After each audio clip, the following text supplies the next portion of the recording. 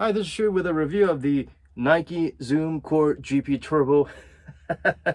Hell of a name with lots of adjective at the front, and it's very misguiding because when we hear GP, we think about the glove, the Gary Payton signatures, but it's got nothing to do with it.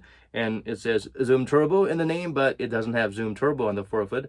But it does feature Zoom Air. Some reviewers have been saying this is a pretty good option for outdoor basketball. In terms of the outsole durability, yeah, I don't think you'll find any basketball shoe with this thick, durable rubber outsole ever. Of course, if it was like this pattern all out, then it would be good. But these thicker herringbone pattern might pick up some dust if you play in an indoor court that's not super pristine clean.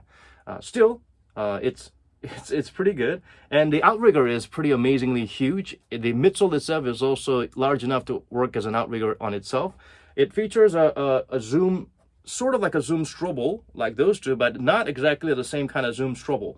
It has a zoom air unit right underneath the insole. It's got a bit of a stroble on top of it, so it doesn't have that bulging concave zoom in the middle. So the good thing about that is you can exchange other insoles with it, because shoes like KD13s and Zoom Universe, you need to have that specific insole with a little bit of a caving or carving in the middle, so it can sit comfortably on top of the Zoom stroble and it won't slide around. But this doesn't have that issue. It's kind of similar to the PG5, where you do have an air stroble, but it's not protruding out in the middle. Some were saying that this has got double stack zoom, but yeah, this little part that's bulging, it does feel like there's a bit of an air bubble, but that's just an air vacuum, not an air sole. If you cut it open, you will hear a little bit of a pop, but that's because there's some air trapped in it, but it's not working as an air sole.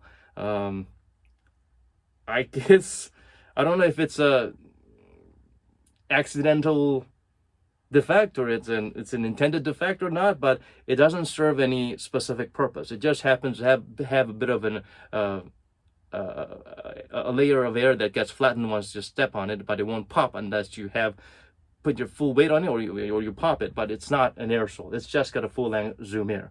But the full-length Zoom Air, another thing about that is maybe it's the density of the midsole and how it's thinner and thicker on the forefoot. Yeah, it's definitely harder here compared to this. You feel the zoom working on the heel, so it's good for first step or strides.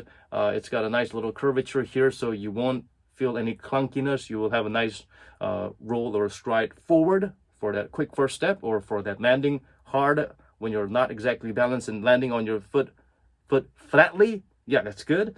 But on the forefoot, you will feel very minimal, if not really much of a Zoom Air support there. Kind of like this, kind of like the Kobe 11 or many of the Kobe models that people will love. If you like that Zoom plush shock absorption in the heel and very minimal Lunarlon or whatever little cushioning on the forefoot, then this is the shoe for you. This is the perfect alternative to this kind of setup. If you try the Zoom Kobe 11s or the Zoom Kobe NXT, the first NXT, yeah, on the forefoot you don't really feel much, but people like that. Some people. I prefer Zoom strobles that I can feel, or air stroble that I can feel on the forefoot, or a Zoom turbo on the forefoot that I can feel. But at the same time, the problem with shoes these days, let's say the Kyries or the Why Not Zeros, they're having Zoom Air on the forefoot that you can feel and nothing on the heel. It gets really clunky and not exactly getting a lot of shock absorption in the heel. So this is a reversal of that. Good adequate heel shock absorption and very minimal forefoot zoom. It's designed to have a heel to toe drop, but you don't really feel that much because the heel sinks a little bit more. It's a little bit more spongy in the heel and a little bit firmer on the forefoot. But overall, you do feel it's close to, it's not exactly horizontal, it's not exactly flat. You do have a little bit of an elevation on the heel, which of course I would love to have more of, but it's better than some shoes that gets flat or has the heel sinking and your forefoot raised as if you're wearing some jump sole to train your jumping ability and wear out your Achilles tendon. So this is a pretty decent setup. The upper, it's really tight. I had to go up a whole size up and it feels like my normal size. It's pretty narrow and pretty flat on top of the toe box there. the fit, I love the ankle area and how this is shaped like the Zoom Vomero 14s where you can slide it in. I hate it when this is like pointing inwards.